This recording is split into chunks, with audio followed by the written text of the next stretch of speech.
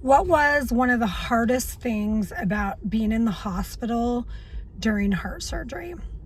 So one of the hardest things was when you were on a heart surgery floor. It is a heart and stroke floor. You're constantly hearing code blue, code stroke, code blue, code stroke, and they come and shut your door, and then they go take care of whoever's having a heart attack or dying. And you just wonder like when you're going to be next. So that was really hard for me. I was in there for 6 days. And the other hardest thing was they put me on sleeping pills, but I was diagnosed semi-narcoleptic years ago.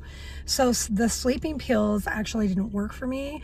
They made me really anxious, and I started having like hallucinations, and my heart rate was racing, and I was like, am I gonna die? Because for me, my heart started, my blood flow was at a normal blood flow, and I could hear it. My heart just, the blood rushing through like as if it were like a river. And the doctor would walk in and he'd be like, you're doing okay. You're healing really fine. It's miraculous you're alive.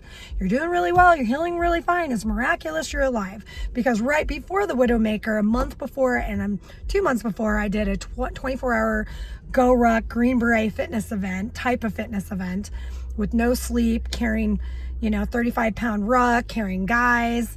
It was like a military special forces thing. So he was like, I don't even know how you did this.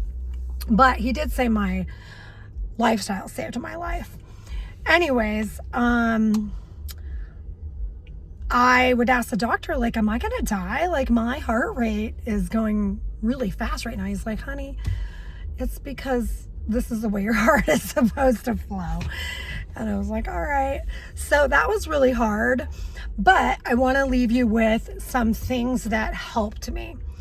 The little things during heart surgery helped me a lot were listening to worship music and having worship music playing the entire time, because it drowned out all the beeping, all the code stroke, code blue, code stroke, code blue, code stroke. It drowned that out. And then I had fuzzy socks. My friend Carrie brought me some fuzzy socks. She bought me a fuzzy blanket, and she brought me a dog. 47 years old, a puppy that is still sitting in my room, and I named him Lucky, because when the doctor came in after the heart cath, I thought that was just a routine checkup, really, and walked in and said, it's your lucky day. You have what we call the Widowmaker, 85% blockage. You will not survive a heart attack.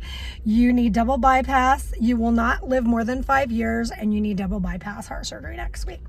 Because he said it's your lucky day, I have this little puppy that's Lucky. So again, for me, it was having a really fuzzy blanket, fuzzy socks, listening to worship music that helped subside some of the worries. So if you're looking at this video for yourself or your family member, one of the best gifts you can buy them is those things. And then put some music on in the background, whether it's worship music, Christian music, or something that calms them. Hope this helps.